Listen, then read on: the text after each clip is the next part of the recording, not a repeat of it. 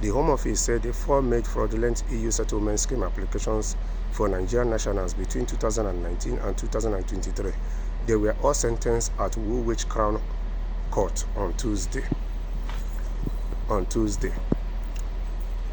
Abraham Alade Alarotimi Onifade 41, Abayomi Adirinsoya Shodepo 38, Nosimot Mojisola Badmos 31, and Adekunle Kabiru 54 were all sentenced at Woolwich Court in London on Tuesday.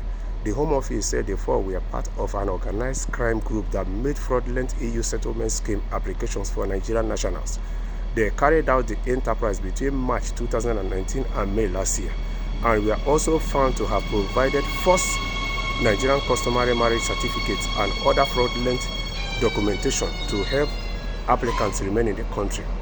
An investigation from the Home Office in the UK and Lagos found more than 2,000 false marriage documents were facilitated by the group, who themselves were Nigerian.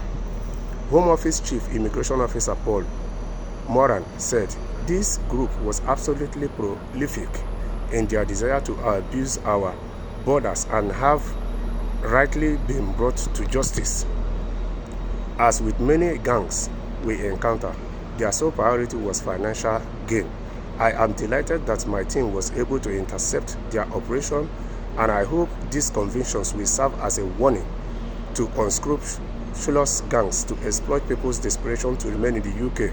We will continue to work tirelessly to secure our borders and clamp down on gangs who prey on vulnerable people to make money. Onifade from Grenfell in Kent and Shodepo from Manchester were both found guilty of conspiracy to facilitate illegal entry into the UK and conspiracy to provide articles used in fraud. They were jailed for 6 years and 5 years respectively.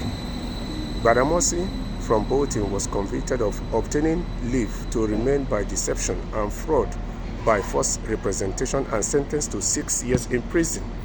Kabiru from London was found guilty of possession of an identity document with improper intention but was cleared of obtaining leave to remain by deception. He was jailed for 9 months.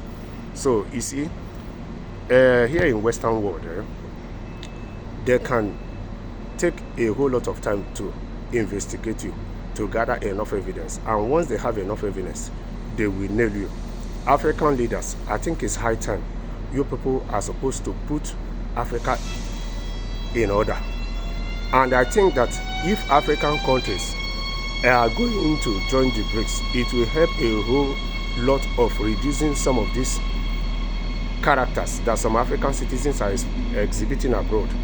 Yes, because at the end of the day, if African countries are doing better, their citizens won't even be going to other countries in search of better life, not to talk of for some of them. Although some human beings are greedy, some human beings, as an African, when we were growing up, we were taught dignity in labor.